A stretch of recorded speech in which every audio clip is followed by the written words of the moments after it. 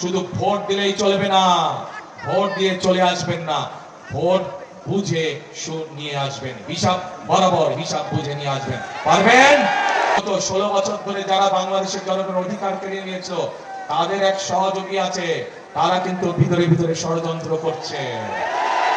পত্রিকার পাতায় দেখেছেন আপনারা, তাদের লোকজন নকল সিল বানাতে গিয়ে ধরা পড়েছে। প্রিয় ভাই বোনেরা, আপনাদেরকে সতর্ক থাকতে হবে, সজাগ থাকতে হবে, যাতে ঢাকা 5-এ এইরকম করে দুঃসাহস কেউ না দেখাতে পারে।